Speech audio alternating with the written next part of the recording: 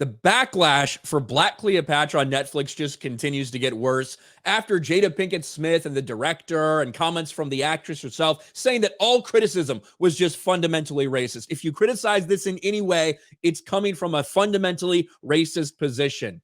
And of course, claiming that there's no such thing as blackwashing. Well, they finally decided to show the numbers on Rotten Tomatoes. They were hiding the audience score for the first several days of release. Well, now we can see why. A 2%.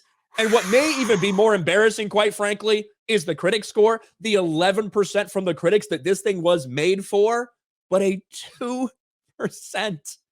This is the worst rating, worst audience score in Netflix history. This is coming from the same Netflix that put out Cuties, by the way. The worst audience score in history, and maybe even the worst audience score for anything television in history. Netflix Queen Cleopatra appears to have the worst audience score in TV history. And this is on Forbes.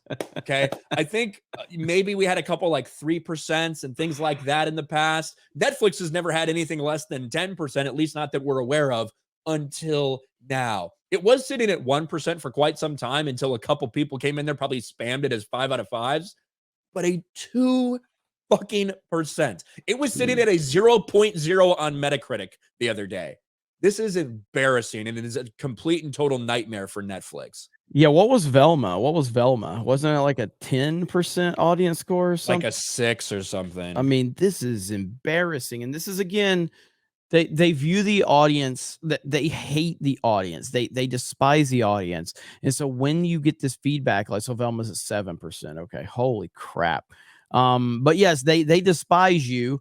And when you reject their garbage, they completely dismiss the audience as the same song and dance of names and bigots and racists and all that shit. So I don't know how much this matters to them, but I know that ultimately they can't ignore it, especially when it's this bad.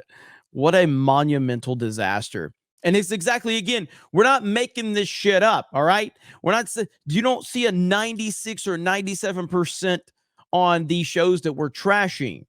You see 96 and 97% on things like Top Gun Maverick. You see it on things like Super Mario Brothers. You see it on things like Guardians of the Galaxy Volume 3. You don't see it on things that we are telling you that people are widely rejecting. The numbers support what we say consistently. And this is just another example of that, but this takes it in a whole different level. This is wild.